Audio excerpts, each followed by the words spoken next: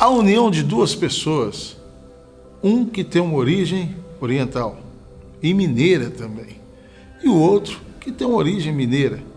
A história é linda. Com você, Davi e Cristiano.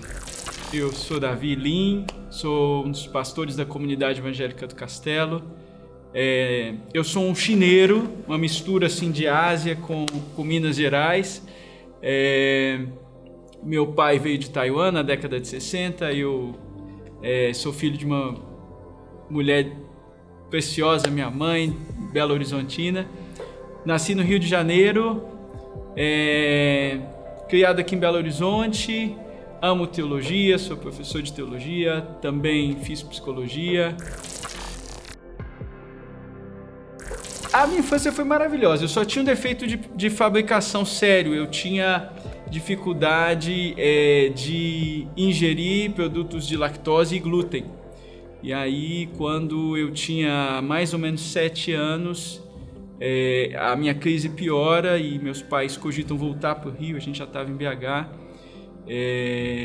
E aí, basicamente, eu digo assim, olha, Deus, eu não sei mais o que eu faço, sou um menino doente. E aí, vomitava muito e minha mãe falou, não tem mais jeito, o que a gente faz? Esse menino tá ficando fraco.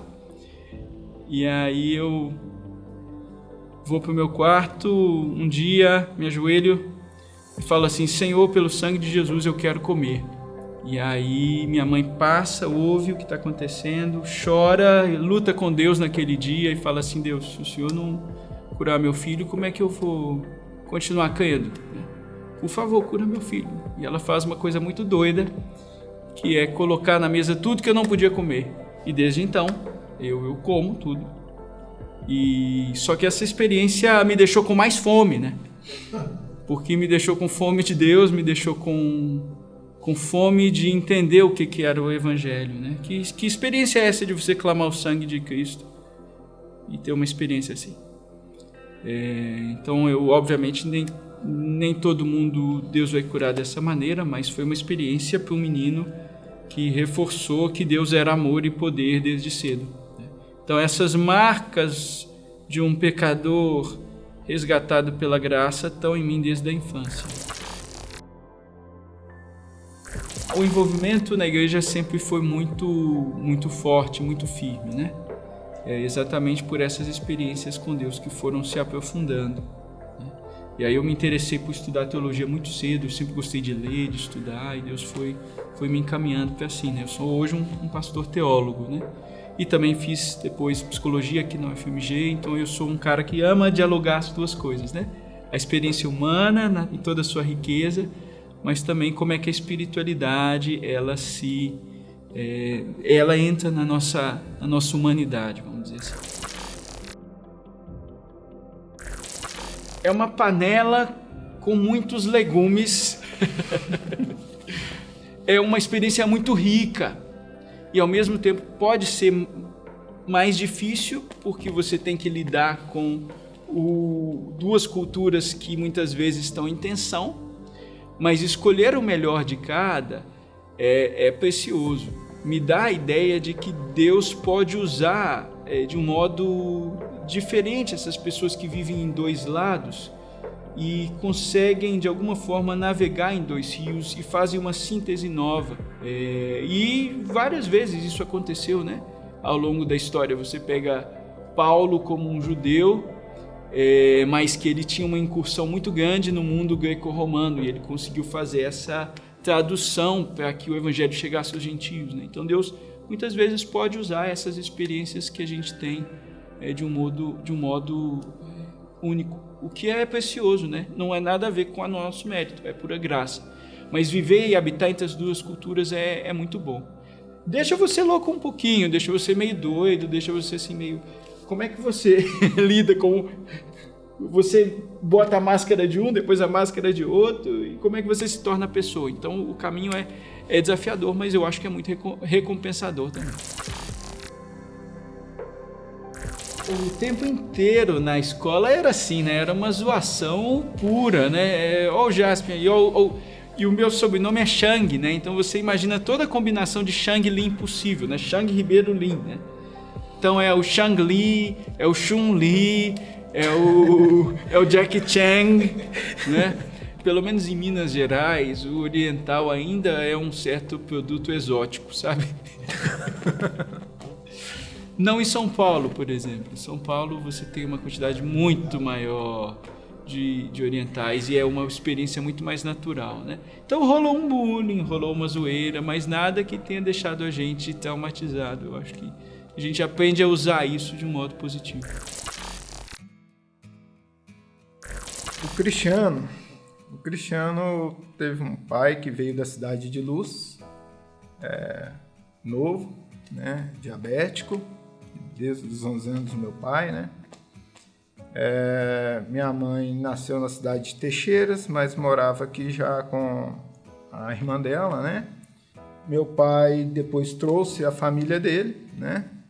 Aí, para morar na casa dele, para casar, ele, cada um agora vocês têm que caçar seus rumos, que eu vou casar, eu vou precisar da casa. E aí veio, nasceu 4, eu sou o segundo, né?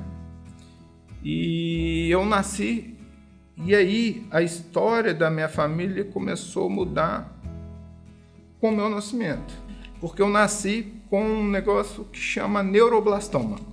Com 4 meses de idade, sofri uma cirurgia, ela foi executada na prática de forma diferente do que tinha sido planejada. Acabei sofrendo um erro médico. E aí, eu não sobreviveria, sobrevivi. Eu não andaria, comecei a andar com 3 anos de idade com o aparelho. Não sairia do aparelho, saí dos aparelhos. E Deus veio fazendo esse milagre.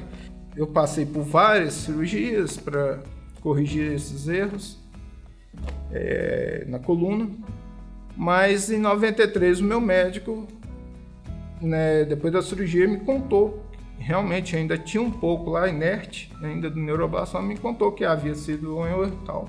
E aí eu comecei a ter minhas primeiras,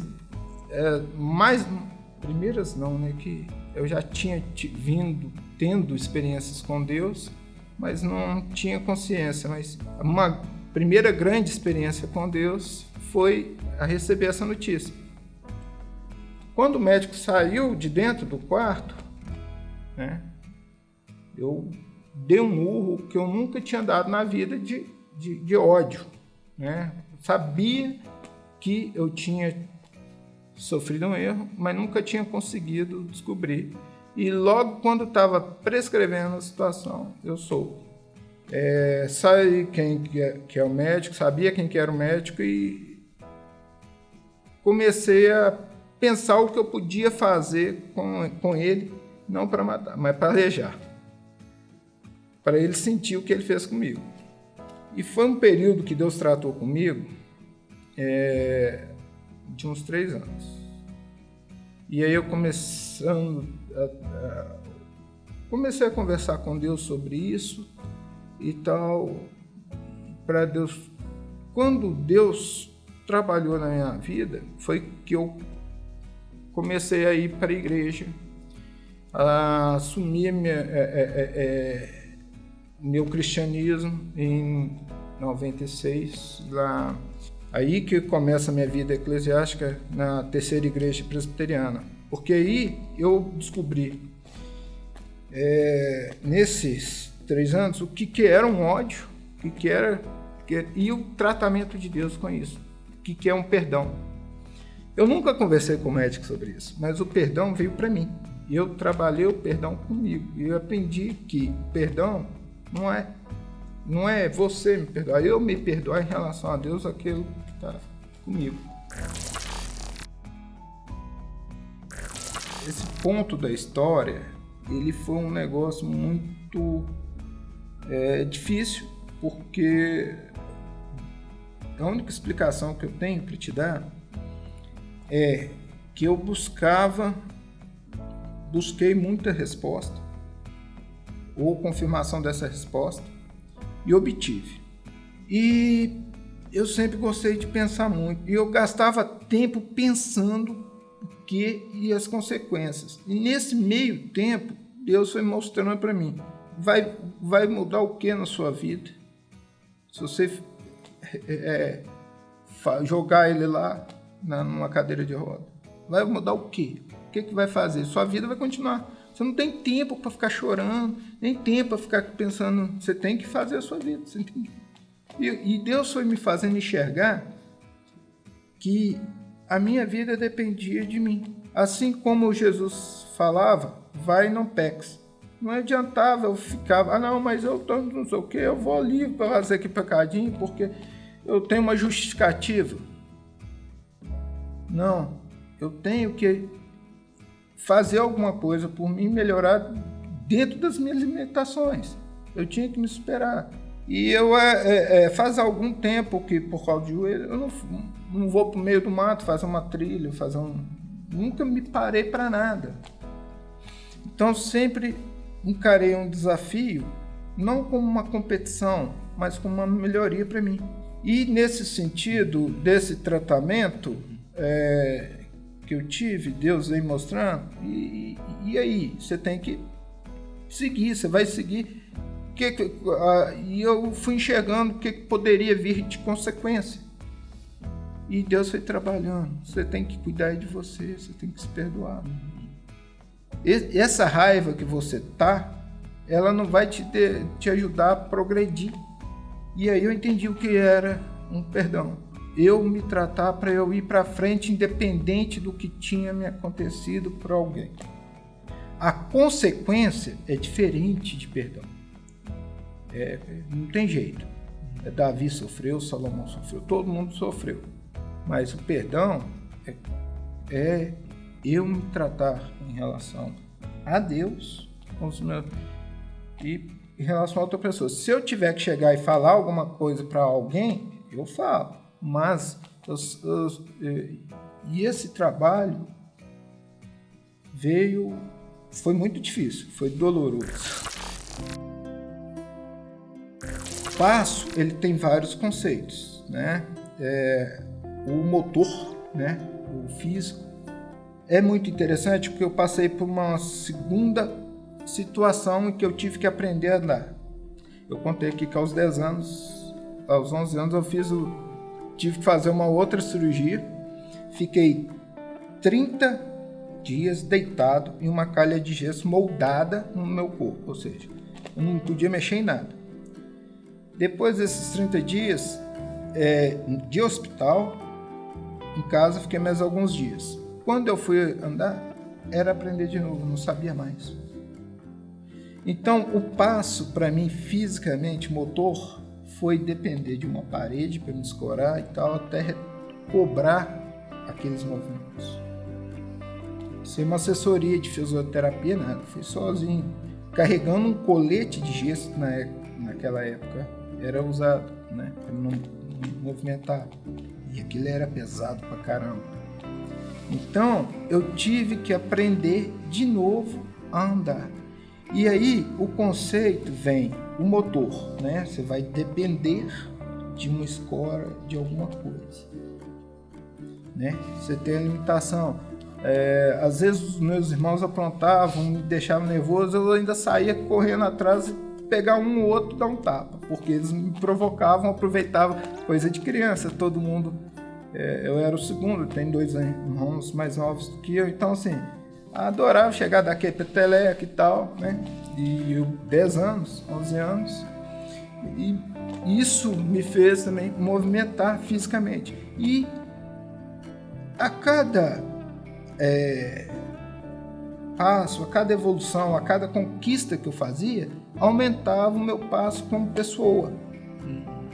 Por quê? Porque eu enxergava uma superação ali, enxergava que eu precisava ir à frente, enxergava que se eu não fizesse por mim, os meus irmãos não iam ajudar, os meus amigos. Eu aprendi que não adianta eu ter a comida na mesa, mas eu tinha que pegar o garfo e pôr na boca. Então eu tinha que fazer as coisas por mim também. Então assim, meu pai trabalhava viajando, minha mãe professora de escola primária, alfabetizando, 3, 4 meninos em casa, difícil tomar conta. Então eu tinha que, né? e aprender a dar esses passos na vida. Você fez uma pergunta maravilhosa, Cris, que é qual que é a experiência de passo e de andar com Cris que é diferente para nós? Cada vez mais a gente está vendo a experiência da deficiência não somente como um problema a ser superado, mas como uma possibilidade de uma experiência mais profunda na nossa humanidade. O que é alguém que aprende a andar de um modo diferente e tem que reaprender a andar aos 10 anos de idade nos ensina sobre o que significa passo? O que uma pessoa com síndrome de Down, eu vivi com mais de 20 anos com minha tia com síndrome de Down, que está fazendo 60 anos em breve, né? Qual é a experiência de uma pessoa com síndrome de Down que não tem uma cognição como de uma pessoa média? O que essa pessoa te ensina da experiência de afeto, por exemplo? Porque elas são pessoas extremamente afetivas. E hoje você tem todo um ramo de estudos, por exemplo, que é a teologia da deficiência, que diz o seguinte: o que as pessoas que vivem outras experiências de passo ou de afeto podem nos ensinar para as pessoas que, entre aspas, são normais? O que elas nos evocam em nós da nossa experiência com Deus, né? Ele disse aqui o que significa andar de um modo mais dependente, né? Mas ao mesmo tempo aprender a dar o seu próprio passo. Olha aqui que metáfora maravilhosa do nosso caminhar com Deus, né? Dizem que Enoque andou com Deus, né? Mas o que significa dizer que Cristiano andou com Deus? Na experiência dele. E o que isso ensina para todos nós como corpo de Cristo? Eu tenho uma dificuldade com o assistencialismo. Sempre tive. Porque o assistencialismo ele é nocivo. Porque a pessoa às vezes está acomodada, não quer fazer, não enxerga que ela pode dar aquele passo e ir para frente. Há casos em que você tem sim que... mas eu acredito que na realidade, no frigir dos ovos, na hora que você peneira, são a menor parte dos casos que você tem que ficar ali sustentando, né? Eu acho que a emergência, inclusive foi como começou essa ideia, como emergência. Sim, você vai ali, vai resolver uma emergência, mas depois aquela pessoa que estava no leite tem que começar a comer. Então, uma coisa é você atender a emergência. Outra coisa, você alimentar uma dependência. Com as questões das chuvas, né? Primeiramente foi um caso específico do Espírito Santo, que um membro que eu admiro demais, é tio dele, fez uma pergunta: como que está a cidade da sua esposa? Está um caos, foi destruída. Então, o que pode ser feito? Essa foi a pergunta. Eu, como engenheiro, admiro um pouco a ciência. O pessoal fala que ciência é isso, é tubo de ensaio. Ciência é um movimento que está entre uma pergunta e uma resposta, seja ela qual for. Você trabalhar ali. E a ciência que aconteceu foi movida pela pergunta: o que pode ser feito? E a ciência trouxe esse movimento. Então vamos juntar, vamos ver, vamos começar a arrecadar. O microfone funcionou, começou a pedir, e aí o pessoal começamos a organizar essas doações, né? Um triava dali, outro triava daqui. Fechou um caminhão, entregamos nos servos. Nesse meio desse movimento, já estava chegando aí março e chegou a pandemia. Na pandemia, nós começamos a descobrir que tinha gente no nosso entorno lá no Jardim Alvorada, que a água da chuva destruiu o telhado, a água passando por dentro, uma senhora acamada, e não tinha alimento dentro de casa. E o outro, daqui a pouco, pegou fogo na casa, perdeu a casa toda. Aí, daqui a pouco, mais uma. E nesse inteirinho, alguns casos, nós atendemos e soltamos, porque a pessoa já tinha condições de caminhar. E fomos fazendo assim. Atingimos Quando fechou o ano, sem a gente parar para pensar, nós já tínhamos atendido uma quantidade grande de pessoas para a gente, que é uma igreja pequena. Já tínhamos feito. Aí nós paramos e falamos, gente, o que aconteceu? Né?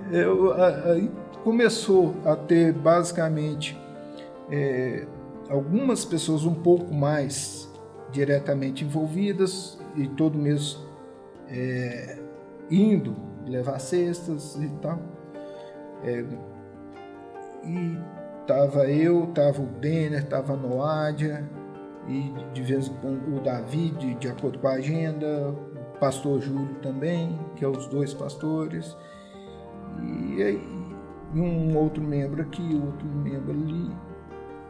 E a gente veio desenvolvendo esse processo e sem tentar, nos esforçando para não criar essa dependência, né? Temos pessoas hoje que a gente sabe que vai ficar dependente? Supomos que sim. Tem até um caso interessante que a gente acreditava que ia ser o resto da vida, mas a família já está começando a cuidar, retomando o cuidado.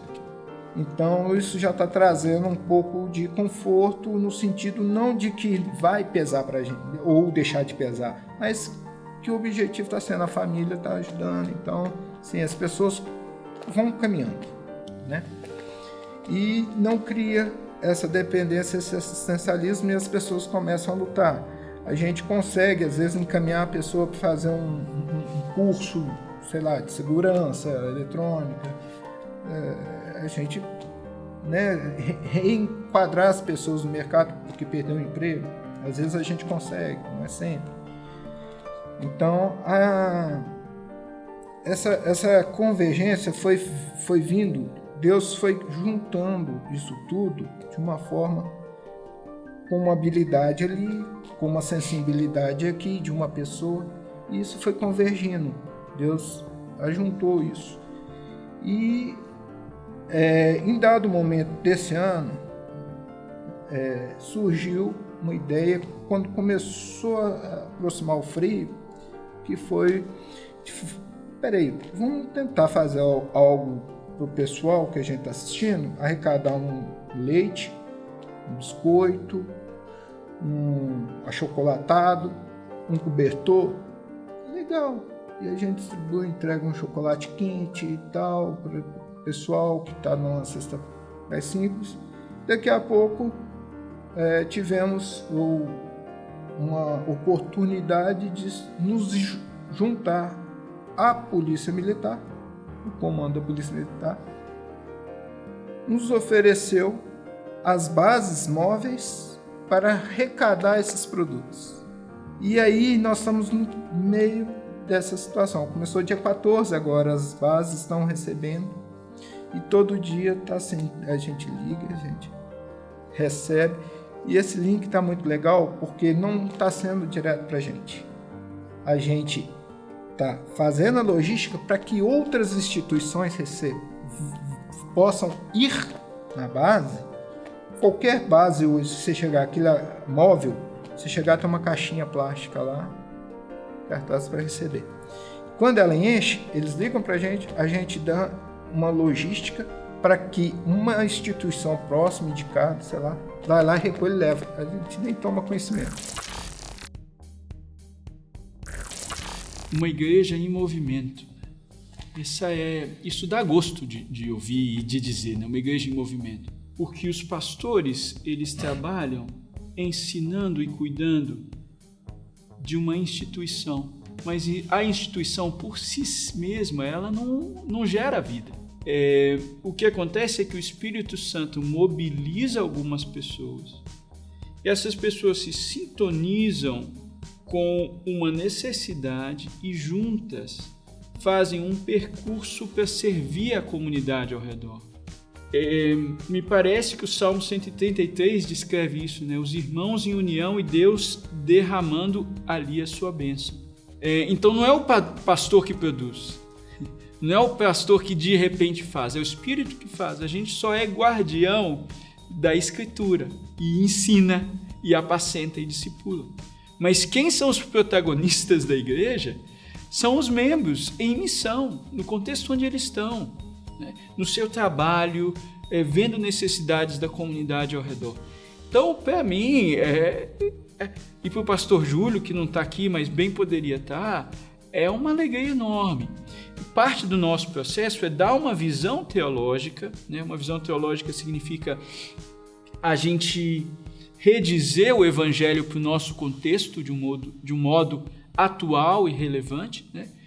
Ter a esperança do evangelho de modo que ela se traduz na prática para o contexto das pessoas. E esse é o nosso papel. E ver a igreja em movimento, né? O Aquece BH é a expressão de um bando de amigos que ousou dizer assim, não, Belo Horizonte precisa ser aquecida e esse é o lugar da igreja. E nós não vamos fazer isso sozinhos, não. A gente envolve a sociedade civil. Todo mundo tem uma fome interna, né, Cris?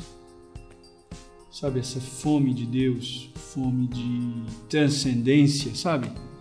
Essa palavra é chique, mas assim, é para dizer assim que pro desejo do meu coração o mar é uma gota, né? Como diria o poeta. Eu não quero só as águas de março, eu quero a promessa de vida no meu coração, como diz a canção. Essa fome espiritual, ela é muito verdadeira em todo ser humano. Eu não quero só acabar com os políticos de Brasil. Eu quero que haja justiça e que ela flua como um rio. Então, a fome material do brasileiro, ela vem pela nossa história. Uma história manchada pela desigualdade, por relações de opressão, pela experiência da escravidão. Nós somos herdeiros dessa história. Mas o reino de Deus, ele vê o que está errado no mundo e diz assim, o Senhor me chamou para antecipar uma outra esperança. Que é a esperança de que eu não vou ter mais fome, não vou ter mais sede, eu vou viver essa experiência no reino. Então a gente traz o aperitivo do reino quando a gente entrega uma cesta básica. Nós anunciamos um reino que vem. A gente mata a fome material e anuncia a experiência de que a fome espiritual vai ser saciada. E essas duas coisas andam juntas, porque é uma pessoa inteira. Quando a gente pensou a Aquece BH, no movimento de solidariedade da SEC, a gente não pensou só no fato de que a pessoa ia ter fome, a gente pensou no fato de que ela ia ter frio, então ia precisar de cobertor. E que ela ia precisar de ser alimentada espiritualmente, então a gente está pensando em como levar a Bíblia. Então a missão inteira da igreja tem a ver com a pessoa inteira, no contexto que ela está, né? E o contexto que ela está muitas vezes é o contexto de opressão e o contexto de pobreza. E a igreja anuncia outro reino, de paz, de justiça, de esperança, né? Como diria o apóstolo Paulo, o reino de Deus é justiça, paz e alegria no Espírito Santo. Então é um sinal de um reino que vem. A gente mata a fome material, né? E anuncia que essa fome por justiça, por verdade, que habita no ser humano, um dia também vai ser saciada. As histórias se juntam, pessoas se juntam e o bem aparece. Que Deus te abençoe. Até o próximo programa.